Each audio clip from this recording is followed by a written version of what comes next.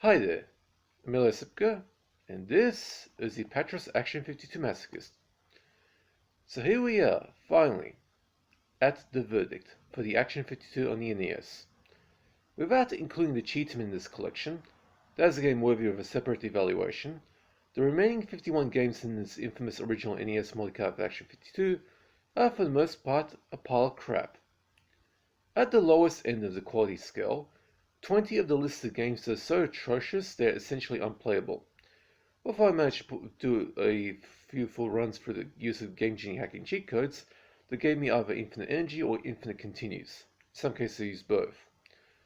14 of the games are slightly better but still pretty damn bad. 10 of the games can be played for masochistic enjoyment without getting too nasty but are below average at best. Of the remaining 7 games, 6 are somewhat playable to the point you can kill some time with them, but are strictly average at best.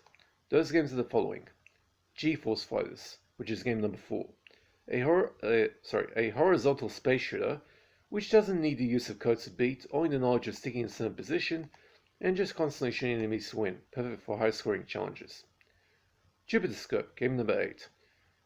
A top-down space shooter where you have to shoot the flaming space condoms, or flaming dog shits, whichever you prefer, which can be beaten without cheats, but will take you a while to clear the whole game. Slashers, which is game number 29. The only true brawler on this multicart, this one has a particularly nasty reputation, but is surprisingly enough a reasonable game, since it actually teaches you to avoid fights by using the terrain invading your enemies, thus making this the only brawler in NES history to teach pacifism, giving it some value for certain folks. Beeps and Blips, game number 43.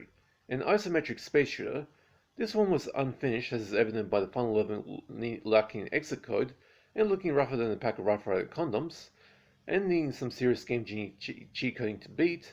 The rest of the game has a sophistication to it that could not be ignored, thus giving it average status.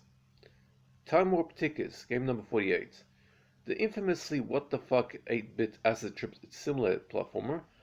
This one can be beaten without cheats, or I had some issues with my particular ROM that prevented me from jumping. That being said, playing this one is a real challenge, and much like Beeps and Blips, while this one is pretty dogshit in the platforming stakes, the sheer insanity of the game's visuals gives this one a serious reputation in gaming masochist circles, and this is also the perfect game to play if you're an NES stoner. Haunted Hills of Wentworth, game number 13. The second best game in this multicart, this spooky platformer, as evidenced by its listing as game number 13 on the multicart, does require some cheating for an effective playthrough, as those spooks can be utter bastards as they're constantly ambushing you, along with the scary platforming. Some need to be tread on carefully without jumping due to the falling kill code being particularly aggressive here, but it's otherwise a pretty reasonable game, and for my money the best platform on this multicart. This leaves only one game at the top with a passable grade, and that is Meong, which is game number 19, which has something of a bad reputation, but it's actually a deceptively clever puzzle game that requires the player to exercise their observation skills and use some patience in order to beat. If you can't beat Meong without the use of any cheating codes, then you really need to work on your gaming skills. That being said, the NES multicart of Action 52 is on the whole a robustly bad one. With the wide plethora of inept gaming design, seriously clunky coding, some astonishingly weird design, and a manner of shit so demented it will leave you scratching your head and wondering exactly what kind of mind-altering drugs Action 52 dev team went on.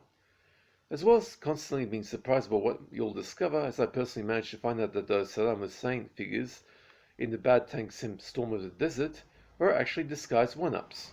I'm possibly the first to document those in a critical analysis. Who knows what other kind of secrets are waiting for future players gaming reviewers to uncover. Come to think of it, I actually did find another secret in the Cheetahmen that nobody else has found so far, but I'll leave that for a future review. Well, in the very next episode of Apatros Action 52 Masochist, that is. This multicart may have a seriously nasty reputation amongst those who played it back in the day, that day being the early 1990s, specifically 1991, as well as being a favorite whipping boy in those gaming reviewers' eyes. But ultimately, though, Action 52 is an extremely important entry in console gaming, as without this existing, we might never have had such a golden opportunity to experience what can be the ultimate masochistic gaming experience. I actually enjoyed my quest playing through these games. Well, not the 20 atrocious games here, but the rest I sure did. Still learned from every game I played. And even for what I originally envisioned to be a challenge only lasting a few months, actually taking me over a year to complete, this was a valuable experience, and only a true gaming masochist can confidently take on this challenge, and be it using all the knowledge, skill, and underhand cheating at hand, something I happen to be good at. So I'm giving this the overall grade at D, 2 out of 10. It's bad. That's the multicart as a whole. And that doesn't include the Cheetahmen. That's a separate sort of thing. Anyway. Okay, hope you guys enjoyed that.